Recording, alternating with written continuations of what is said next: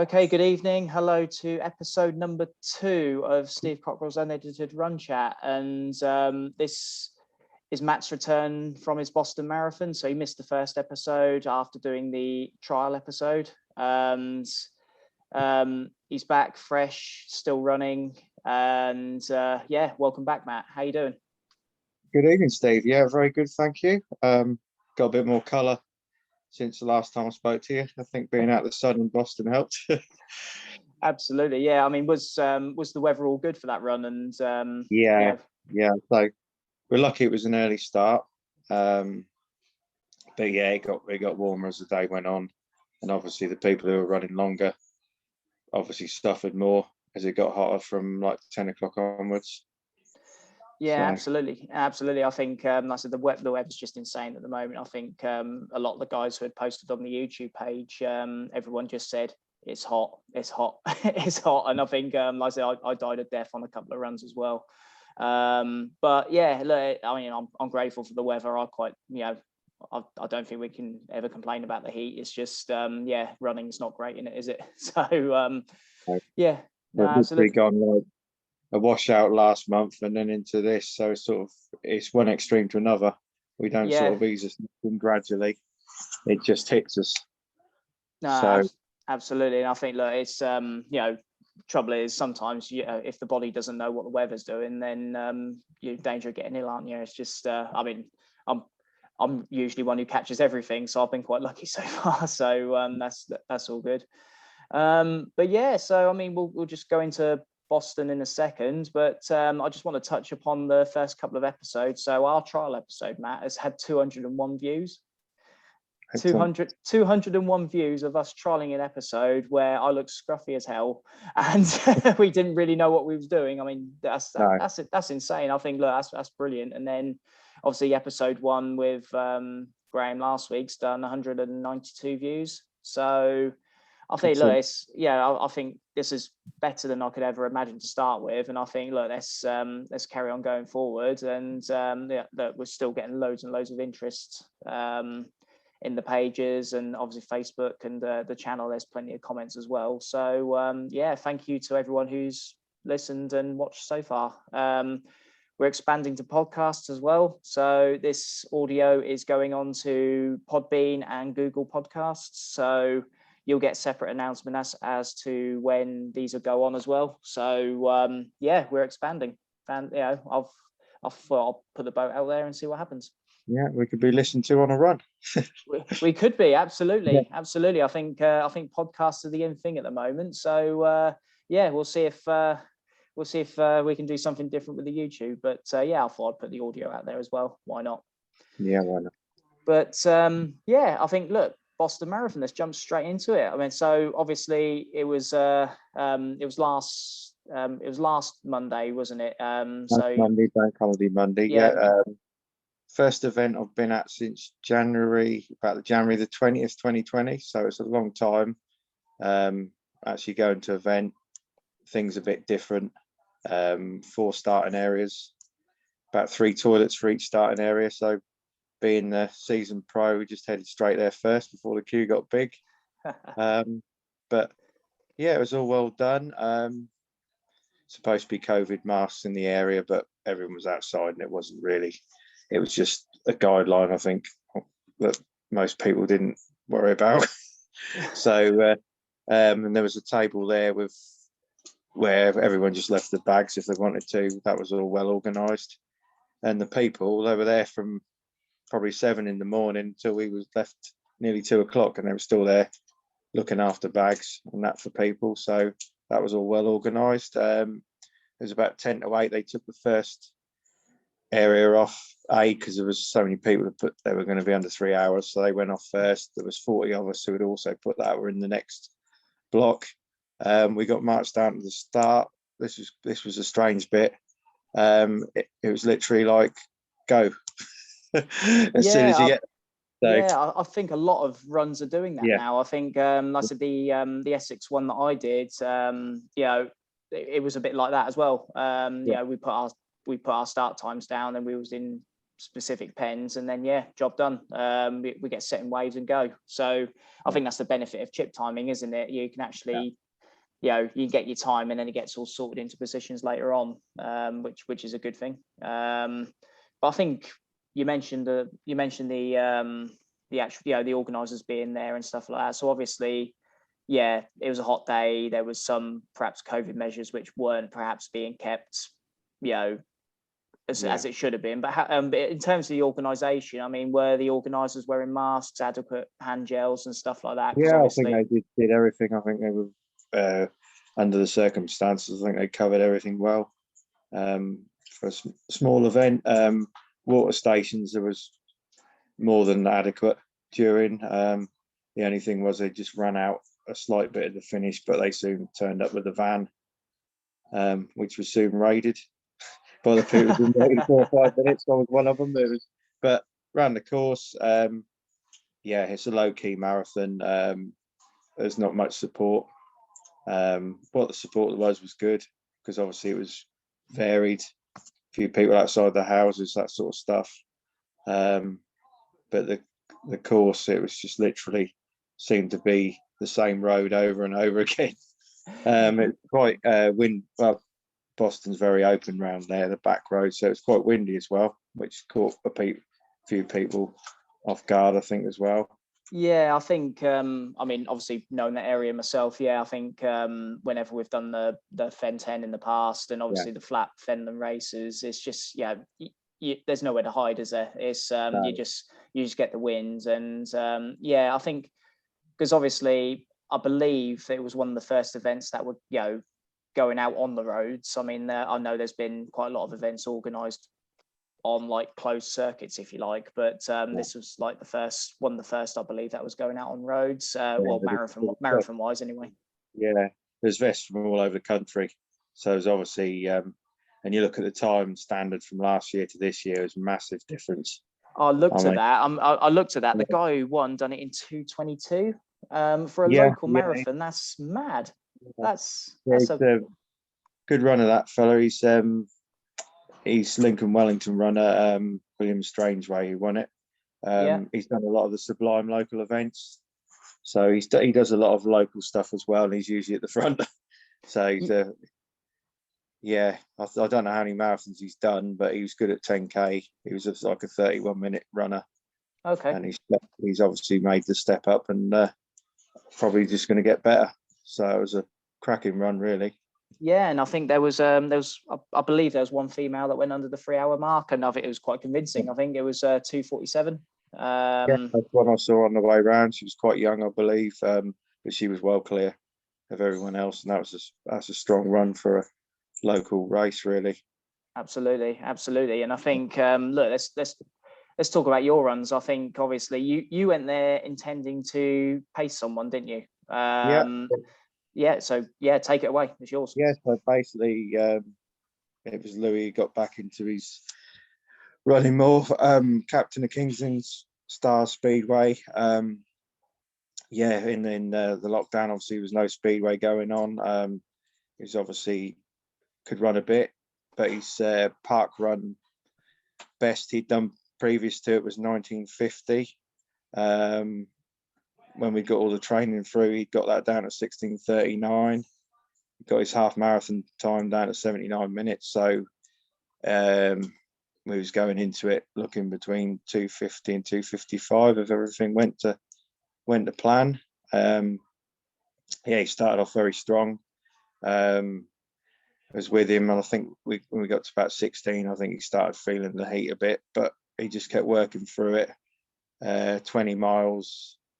He had to take a couple of gels. I gave him one because he'd run out, so I gave him one, and the spectator gave him another one. But by the time he got to 23, he was pretty much just leave me to it now. There weren't really much more I could do. He was cooked. He was cooked. Yeah, he was cooked basically. Go to the finish. But so from that point, I just kicked on myself. Was aiming for 2:45. My watch at 26.2 was 2:45.09, but obviously it doesn't always measure up right, and the course was 200 meters over on the watch, so my last 800 sprint turned into a K, which was quite, by the time I was pretty done at the finish. Yeah, so you left him at the, like you said, the 23-mile marker, and like I said, you was on for, so obviously Louis, what was Louis' final time? It was 2:53 officially. Yeah. So you was obviously on Louis' pace at that time, and what was your finishing time? 2:46.18. So obviously a very fast last 5K, and just say what your 5K was, because I think this is insane. 17:58 was the last 5K, so that was quite nice, overtaking probably 40 runners from the marathon, and also some half marathon runners as well. And someone said to me at the end, how did you finish that quick? I said, well, I only really put 100% in the last 5K, but it's a nice way of doing it. It's a different way of doing it. Usually by then you die in the last 10K, aren't you? So I mean, has that, I think we had this conversation before you actually went there, but I mean, you enjoyed the training with Louis, and obviously you've done this race, you paced him till 23 miles, you felt great, and you kicked on. Has it brought something back out in you that, because I think you kind of fell out of love with racing a little bit, if I'm not mistaken. Yeah, racing full stop, and marathons, I hadn't done one for 3 years. Probably doubted I could probably do as well as I've done previously or anywhere near it. But the training was different, and you learn by every one, and I've learned a lot on what sort of paces and stuff to do in the training, and also recoveries after the 20+ milers, not to do one on a Monday, say, and then try and do a track session on a Wednesday, because it just don't work. So that's something which I found out the hard way as well. I think it's one of these where it catches up with you no matter what. I think no matter how fit you are, it's going to catch up with you. But no, I think from what you said about your last 5K and how easy you felt in to 23 miles, get yourself in a big name marathon, mate, where the pace is going to be hot throughout. You've got runners all around you, or just I think you said you want to do that one again next year, didn't you? Yeah, I wouldn't mind just going. I enjoyed it because it's just like, it's flat. It's if they start at 8 o'clock, that's pretty good for a marathon start time. It's local. I mean, it's 40 minutes down the road. It's not like London where you've got to go down in the week, get your number, hotel. It's difficult. London is in that sense. It can add a bit of strain to the day. I know when you're finished, it's an absolute nightmare getting out of the place. So, Manchester I enjoyed a few years ago when you could park at Old Trafford and run, but I think that's probably changed now as that's growing. That was like 5,000 people back then. There's probably 15 now, I think. So I think it's the Manchester one I think we'd both enjoy for the same reasons. We're Man United fans, so I think I'll certainly enjoy starting and going around near Old Trafford and stuff like that. It'd be great. But I think get yourself into a training plan, get going there next year, and because what is your marathon PB? 2:36.59, so I was about 9 minutes off it on that one. So, you took it easy the first 23 miles. Yeah. So I think, you've I think you could either be close or not, because that's just under 6 minute miling, isn't it?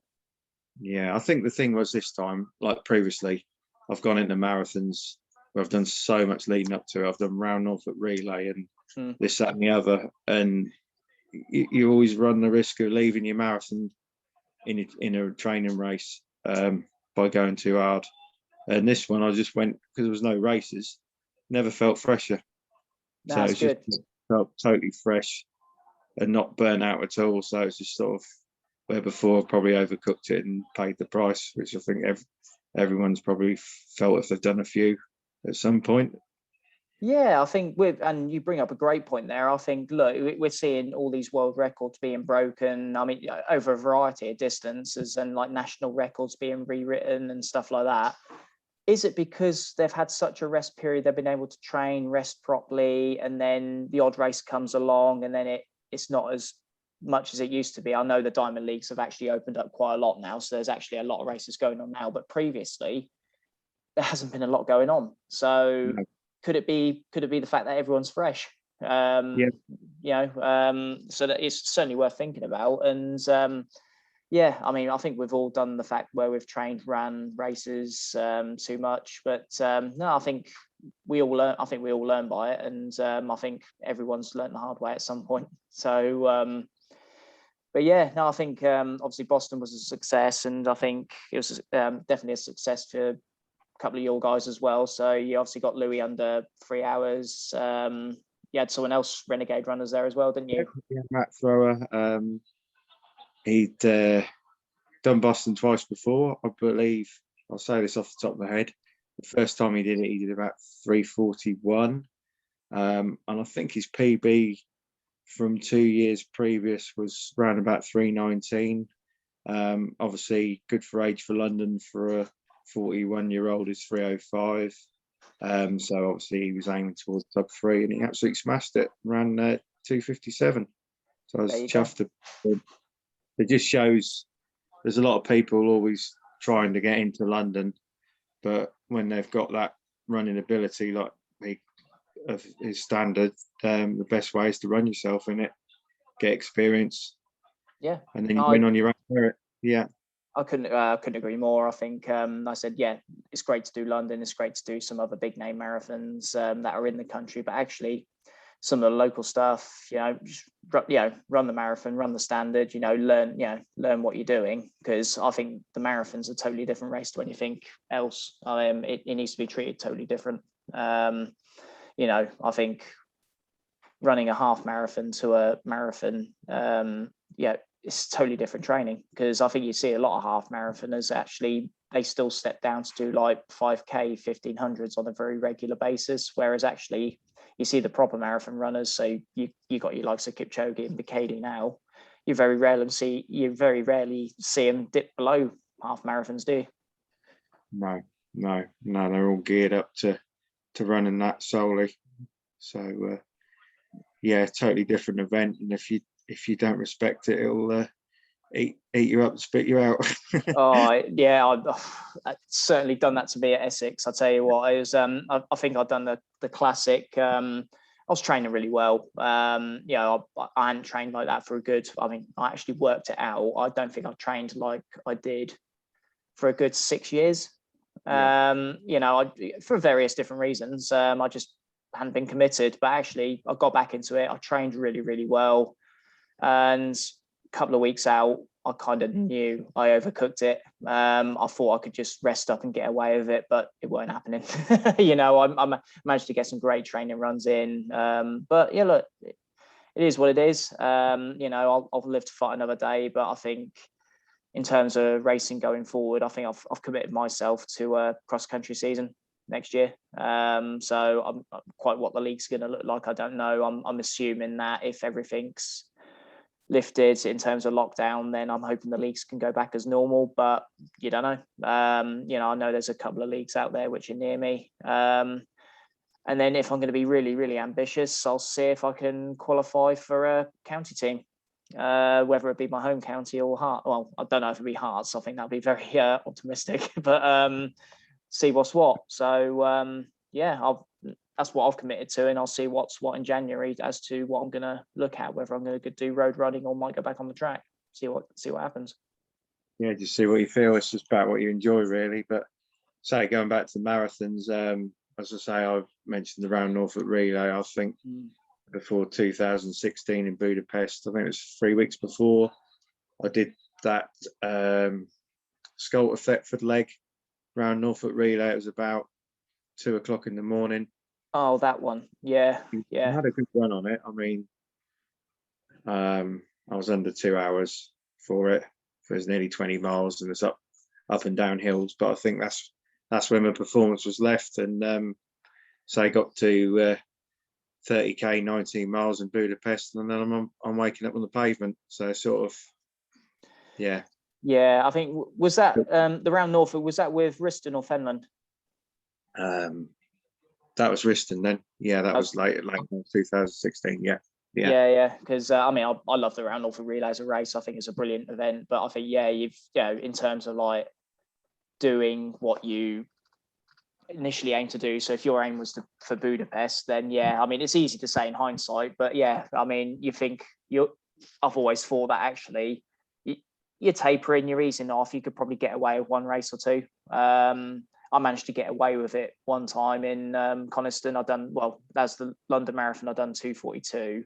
I actually raced Coniston. It was actually a 16-mile event the week before, and I've done it. Some people can go away. Yeah, some people can get away with it, and I did get away with it. I'll be honest with you. I mean, I don't know if John Herbert will be listening, but that was the one time I beat him as well. So I'll always have that one. But he wore his England vest as well. Yeah, that made it a bit sweeter. But then he absolutely. He absolutely mullered me the next year though. But no, look, it's good. I think Boston was a great event. I do want to give some shout outs to a couple of Snowboard striders that done it as well. So Jim King done it in 2 hours 51:46. Fantastic run from the guy. He's really been back into training. Got Seb Rowe, who's done it in 3:07, and Mike Martin done it in 3:10. So so well done to the guys there. They're putting some really good training. Fantastic. I think that's really, really good. And obviously well done to all of them, because I say, from what Matt's just said, the weather was hot. So to do a marathon in the heat is, I'll take my hat off to you. I really do. Yeah.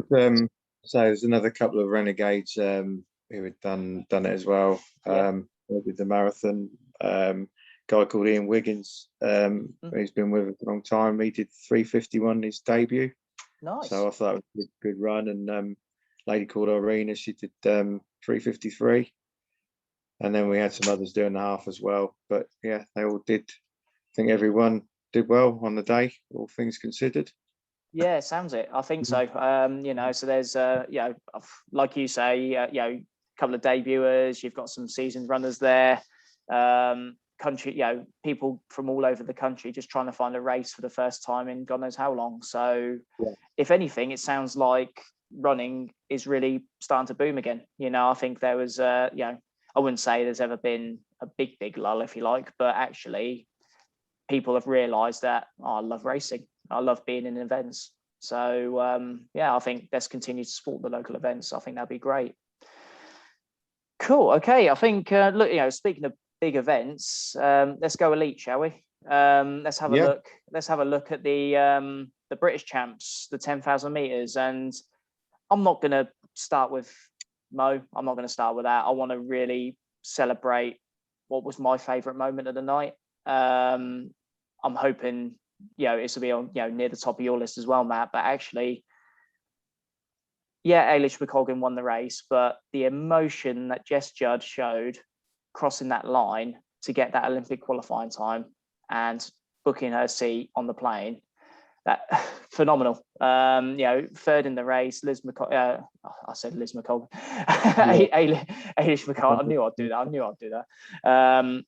Eilish won the race. I mean, the sprint that them two had on that last lap was absolutely phenomenal. Couple of great, good runners that are going to be really mixing it, with the top Europeans in Tokyo, I think. Yeah, it's great to see. That sort of level at what it means to people to qualify for them champs, because sometimes you think the big stars, they're distance from normal runners, if you like, but for someone to do that, they've just worked their way up and got their dream, which is fantastic. And say there was not hidden. No, absolutely. I think, and also, Jess Judd is she's very much active on the cross country circuit as well. Couple of the Chiltern leagues that I've raced in have matched up with the cross challenges.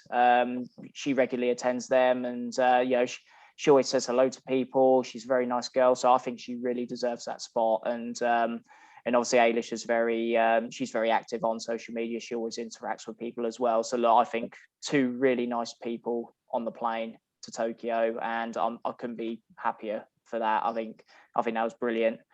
couple of other mentions in that race. So Verity Ockenden got a PB of 31.43 to come fourth. So not quite the Olympic standard, but let's see. There might still be time. I don't know. I don't know how many races are coming up. And obviously, lastly, there is Charlotte Arter. So she ran 32.17.40 and comes seventh. So that is a Welsh Commonwealth Games qualifier. So, yeah, absolutely. So I think that, some great results in the women's race. Do you want to take the men's? Yeah, I was looking at the men's. Obviously, he doesn't have many bad races or hasn't done on the track, but he's 38 now, so you just don't know with Mo. But yeah, he's 27.50, so he's over a minute off his PB, slower than his road time, and he was actually second Brit, which is when does that ever happen? So yeah, I don't think that's happened since the cross country race, is it? I think there was a cross country in Scotland. I think there was quite a few Brits that beat him there. But look, this for me, I think Mark Scott has run well for a good couple of years now. So obviously Mark Scott won the trial. He comes seventh in the race. I think there was some really good Europeans there as well. Bashir Abdi was Mo Farah's training partner. He finished second on the night. That was a PB for him. Very good marathon runner as well. But in terms of the Brits qualifying, I mean, Mark Scott didn't run the qualifying time on the night, but he already had it. So all he had to do was finish in the top two. So even if he didn't beat Mo, if he finished in the top two, he was going. So yeah, his PB is actually quicker than what the race winning time was. So he's definitely got quality. So yeah, he nailed it, and I think Mark admitted himself on a there's a podcast I listened to. He admitted himself that actually he perhaps didn't feel that he ran the race to what he should have done. The pace was quite hot early on, and he wants to go with it. But look, he got there. He was lead Brit. He's going there, and I think if he can produce the performances that he has done over the last couple of years, I think he's going to be, he'll put himself in for a very good performance. With Mo, I'm not sure again how much opportunity he's got. I really need to do some research on it. I know that Leeds Midsummer 10K have invited him there to try and run the qualifying time, but we'll see how it goes. But time's running out for him. It'd be a mistake for him to try the 5K because I think he'd got even worse, in my opinion. So I think, please Mo, just go, either retire or try a couple more marathons, because I think he jumped down from that too quickly, in my opinion. So I think when he was obviously disappointed with his Chicago finish. I think it was one of the last ones, and he's decided to go back to the track. Obviously done quite well financially in the marathons, but he obviously still thought he's got something to offer on the track. But you can't write him off yet. But you just don't say it's difficult to run that, compete on the track at 38 against some of them. Some of them are like 23 years old, aren't they? No, I totally get what you're saying, and I think for him to try and go for a medal, I mean, look, it would be going up against Joshua Cheptegei, and I think I mentioned that. I think I've mentioned that to yourself and Graham in both episodes. He's one of my favourite runners. I mean, how he runs is just phenomenal. He would take some beating, in my opinion. But look, I mean, if he'd have got a medal, or if he would have really put in a good performance, I think that's probably what he could ask for at best. He says he had a foot injury or an ankle injury, is what he was saying. I don't think there was anything reported before that, and I'm sure he was training on his social media beforehand as well. So look, I don't know if there was anything in that or not, but look, hopefully he'll come back and he'll try again. Hopefully, we shall see. We shall see. The interesting thing is a lot of these African descent runners now running for, like, the winner was from France. Morhad Amdouni, was it his name? That's a good shout, mate. That's I think that's better than my pronunciation. That's a good shout. He ran a 13-second PB. Representing France, and like I said, Abdi's representing Belgium, and then you got a Spanish guy there just behind them in third. So there's some good quality in the European teams now. Not just all.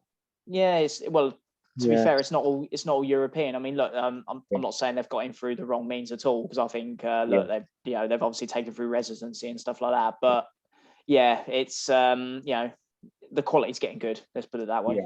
Yeah. Couple of other guys in that race. So Jake Smith, unfortunately, DNF'd. He took the pace on really, really early. He admitted that on reflection, he just he shouldn't have done it. I think that was quite clear. He shouldn't have done it. But look, he's had a phenomenal start to his career. He'll come again, and look, he's done a 2:11 marathon, and he was only meant to be pacemaking it. So look, he'll come again. Emile Caresse, I hope I've pronounced that right. I apologise if I haven't. He came 10th in the race and done 27:53, so just behind Mo, but he's got the England standard for Commonwealth Games, so that's in the bag for him as well. So I think, look, Mark Scott, if they, I'm not sure if I'm pretty sure he is English, but Mark Scott, Emile Caresse could represent England in the Commonwealths. Let's see what's what. But I think there's some real good quality racing there as well. Oh, definitely. Yeah. Cool. And speaking of 10,000s, we're going to stick to them. Yeah. Look, you don't usually get some, world records. Yeah, okay, they've become a little bit more frequent. But 2 in 3 days. Yeah. In the same event. And this event is obviously a Chinese person who won it. I think done it in 93, and it was like till 2016. Nobody got within 20 seconds of it. Mm-hmm. And then there was a suspect taken of that, I think, with maybe some illegal substances back then. well, it's been widely reported. So yeah, absolutely. Look, there's they were never sure. That person was never seen again, really, after that race. So what more could we say to that? Yeah, and then all of a sudden we've got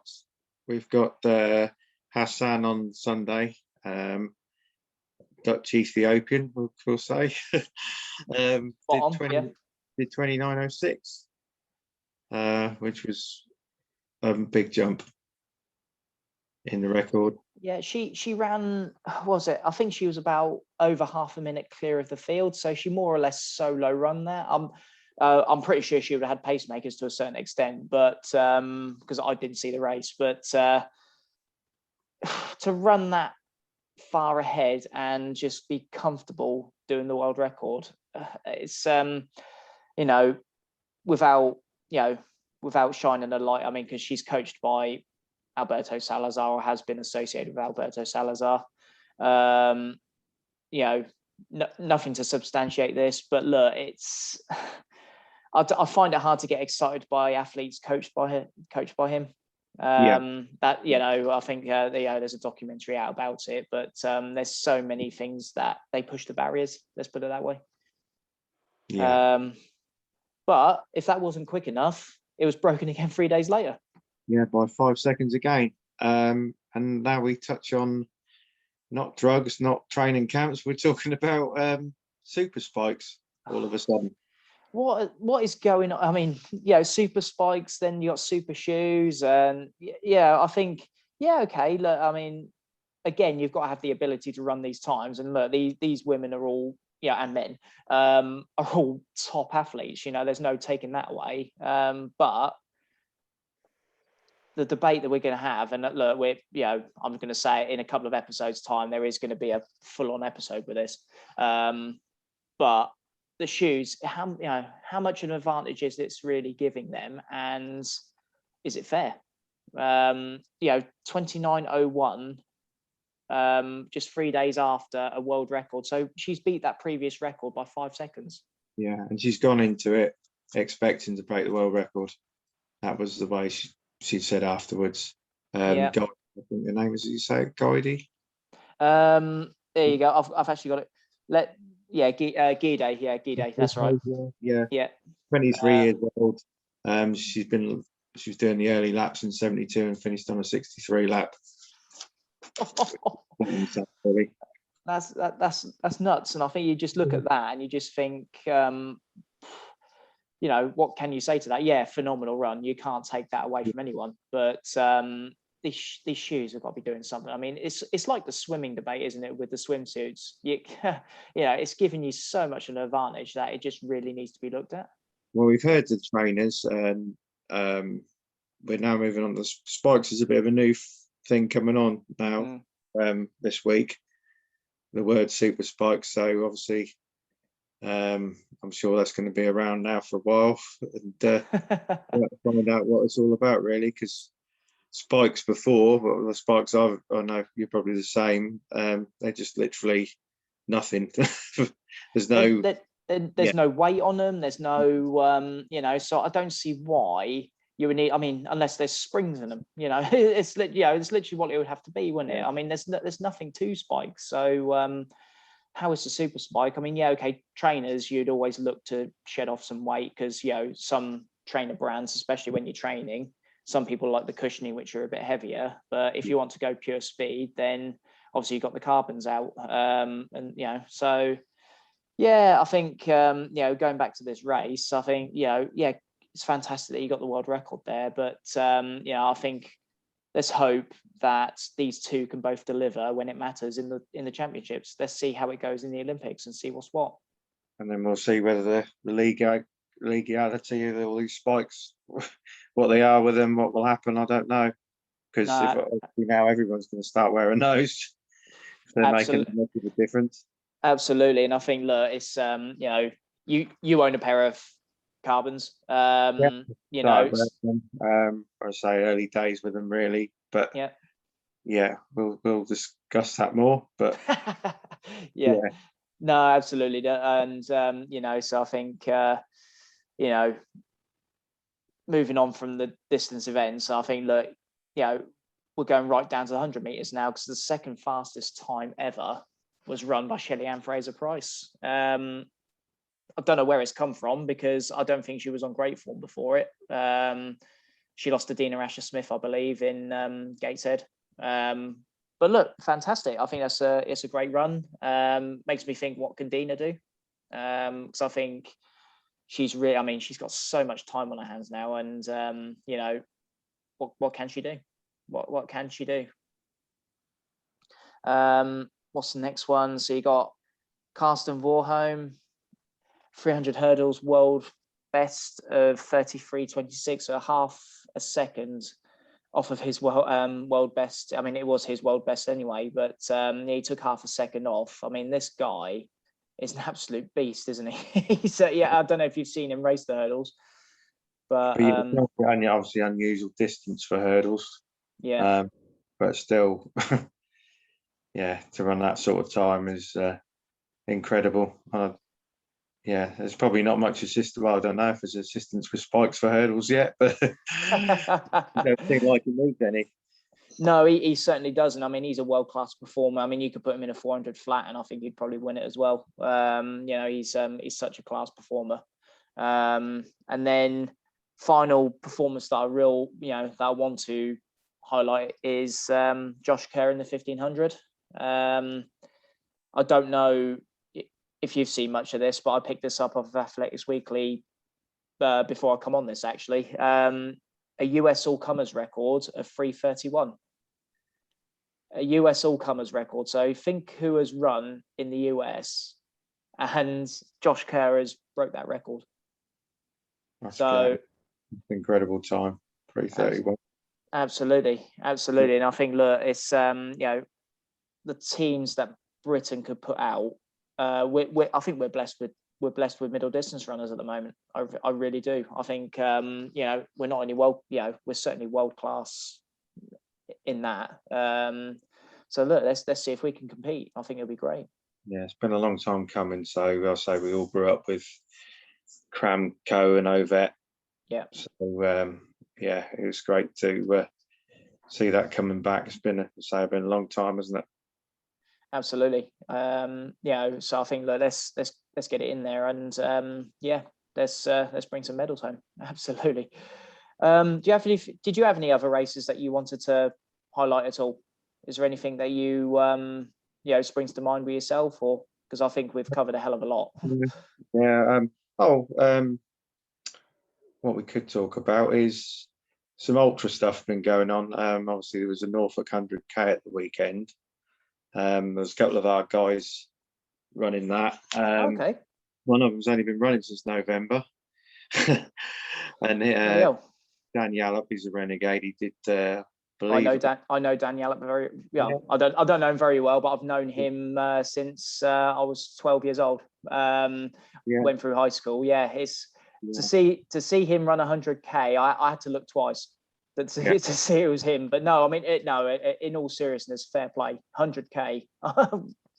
No, not for me. But about 11.5 hours, and his older mate Rob Skillens, he knocked 4 hours off his previous best for the distance. So they were like 10th and 11th overall. So they did fantastic. And a local guy from Durham, Ash Gilbert, he won it. So that was good to see as well. Nice chap.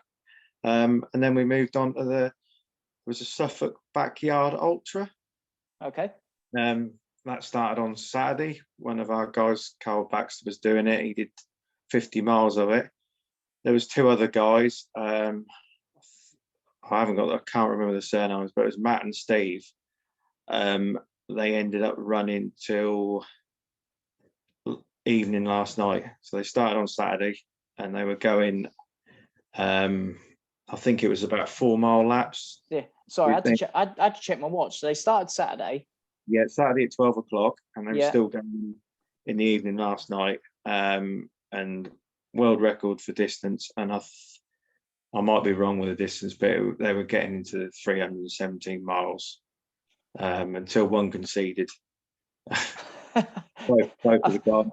I'd have conceded after a couple of miles, I think. Yeah, they were like going more than a day longer than everyone else. They were just absolutely incredible. And the guy who won it reckoned he could have kept going until Thursday. So it was just absolutely insane that they put their bodies through. But it gained a lot of local interest, and I think there'll be some reports in various running outlets over it, because it was quite gripping to watch, really, to just see them still going yesterday and then just going on into the evening. And they'd been going 48 hours yesterday morning. So I think that's the sort of thing that Martin Yelling and Holly Rush will pick up on Marathon Talk or something like that. They love something like that, which absolutely. No, that's a hell of an achievement. I mean, for me, I couldn't contemplate doing that. That's just, I mean, but then again, I would never have thought that Dan Yallop, who was someone I knew at high school, I couldn't even to think that he could do 100K. I mean, fair play to the guy, he's making jokes on Facebook about 5 years ago when the gear was going on that he'd be watching it with a window with a can of pop. So he got no interest in running. And he's just done amazing. It just totally turned his life around, and tremendous to do that, to just do that so quickly. Because a lot of people would just break trying to do going from November to June, but he's clearly a maverick and a renegade, and he's done tremendous. So fair play to him, and Rob as well. That's good. I mean, speaking of the renegades, you guys got anything planned? So what in terms of renegades going to like races and all that? Is there anything you guys have got coming up? Yeah, there's a few doing. There's a Sublime 10K at Peterborough at the weekend. I think a few's doing that this summer. There's Sandringham Half Marathon coming up. So there's various races appearing, but they're just coming in sort of dribs and drabs. Well, usually when things are more normal, you'd be getting 2 or 3 races a weekend, but they're just sort of coming as and when sort of thing. I think Holcomb's got a 10K and a triathlon event coming up as well. I think there's quite a few other events coming up. I mean, for me and what the channel's going to be covering, so I'm going to be covering a massive event on Saturday, which is Graham Smith doing his 5K. he's basically, last week was the anniversary, and he's agreed to do something for charity, and I'm going to leave it at that. You'll have to watch the video because it's going to be a bit of a surprise and shock. I don't know whether that'll lose us viewers or not, but no, I think I'm going to be there. I'm going to be there covering that. I'm going to run, so there's going to be a special video on that, so that's going to be uploaded as well. Yeah, and then Sunday I'm going to be junior park running it with my daughter. Yeah, absolutely. And then I'll see how I feel and how the weather is, and I'll long run back from St Albans to my house, which is I think it's about 12 miles, if I'm not mistaken. So I'm one day as well. So yeah, you'll have to be well hydrated. I think you're looking in the 25s. I think actually it's Norwich Half Marathon on Sunday as well as another local event. Oh, cool. Yeah, I don't know if there's any Renegades running, but it's on. I don't know how they're organising it. Probably a bit distant starts again, but they've got the showground, so it's got the capabilities of it. So yeah. Absolutely. No, I think there's some good stuff coming up. You know, next few episodes are going to be plans. There is going to be interviews with other different people coming up on the channel as well. So please stay tuned to that. And I think that's a good point to end the episode, I think, Matt. So I think, thanks for turning up for this one. But no, that's fine. You can't use a marathon as an excuse anymore, mate. Okay.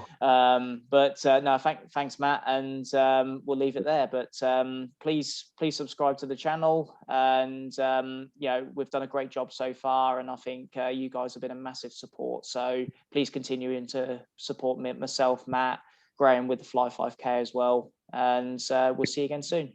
Thank you. Thanks.